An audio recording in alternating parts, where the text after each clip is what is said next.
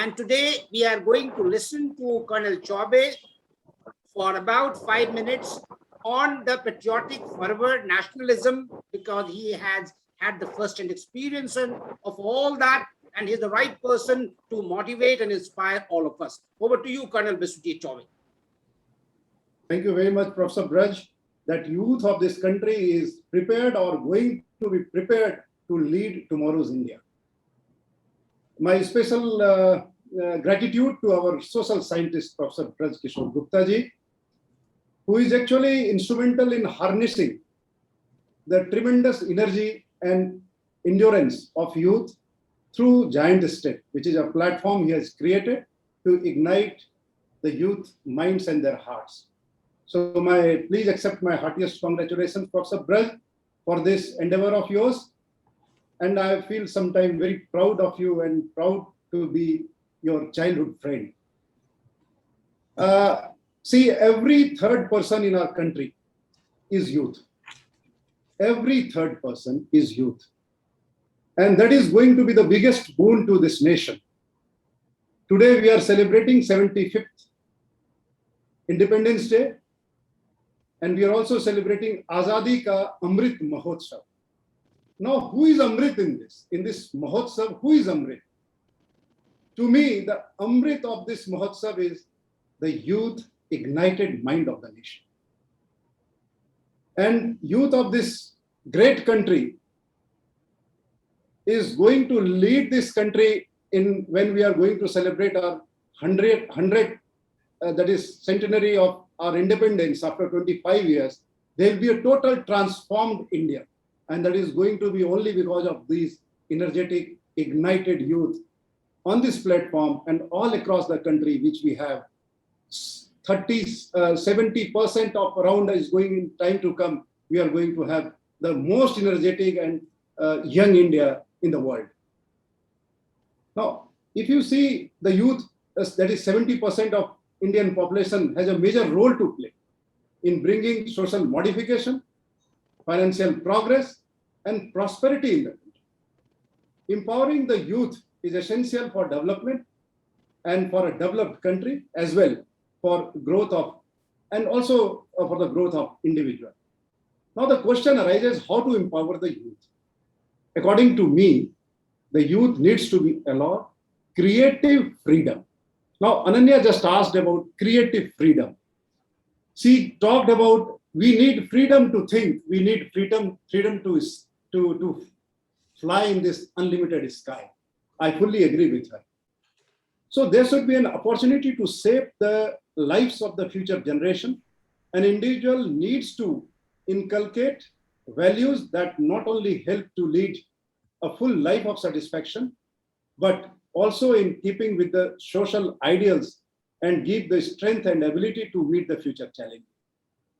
The youth and the only youth have the ability to bring a revolution and redesign the society for better. There is the only youth and the youth can do it. Now to do all such things, we should have a plan and some objective.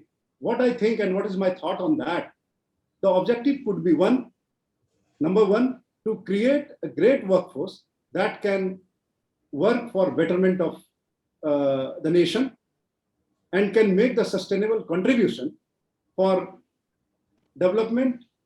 And to achieve this, we need to focus on education, entrepreneurship, employment, and skill development. Braj, you are already doing this skill development for the platform. The great kudos to you for that. The second objective, I think, to develop a strong, healthy generation that is equipped to take on the future challenges. And to achieve this, we need to focus on sports and the health. Ma'am just talked about mental health. This is most important. Our youth, they are pressurized too much. They are focused and they are made to focus on too many issues. Let there be a freedom to their thought. Let there be no mental harassment to them. So what I want to say, the mental health and the sports, that culture should come to the youth. One of the speakers, he was saying, Amay, that she goes for 10 kilometers of cycling every day. to pursue her dreams of becoming Air Force officer. That's great to hear her, and that is what is required. Now, the third objective, what I think, is promotion to community service. Our youth, they require to get associated with the grassroots levels where they stay, that is the society where they are staying. So they should be very, very focused towards the need of the society. If they are connected with the grassroots level to the Mother Earth, I'm telling you, they are going to be the biggest pillar of this country. Now, coming to what all things are needed by the youth to develop skills of resilience, as it was brought out, empathy, creativity, flexibility, and the adaptability. These skills are going to be the biggest tools for them in any critical situation in this unpredictable world. Now, soft skills and interpersonal skills, the soft skills, which means interpersonal, human or behavioral skill necessary for applying technical skills and knowledge in the workplaces, these are required. Professor Brett, your effort in developing soft skills, I must highlight this to all the audience, those who are here on this platform. Your effort in developing soft skills in the youth through your platform is praiseworthy. As I mentioned, youth needs to be allowed creative freedom without any restriction. We as parents, we put a lot of restriction to them.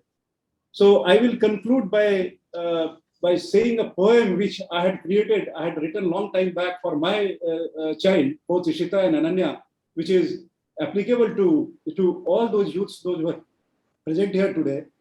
रोको मत मुझे बढ़ने दो, रोको मत मुझे उड़ने दो, बांधो मत मुझे बढ़ने दो, आकाश अनंत, इच्छा अनंत, दृढ़ अनंत और प्रण अनंत, फिर बंधन हो क्यों उड़ने को, फिर बंदिश क्यों हो बढ़ने को, प्रण साधा है कुछ पाने को, दृढ़ संकल्प लिया कुछ कर जाने को, बाधाओं को अब हरना है, सीमाओं को अब जड़ना है, असीम शक्ति को अब लग जाने दो, खड़ा हिमालय डगमग, इतनी शक्ति लगाओ, खड़ा हिमालय डगमग डगमग, सुसुप्त ज्वालामुखी अब जगमग जगमग, बंधन का अब खंडन हो, सीमाओं का अब लंघन हो, रोको मत मुझे उड़ने दो, बांधो मत मुझे बढ़ने दो।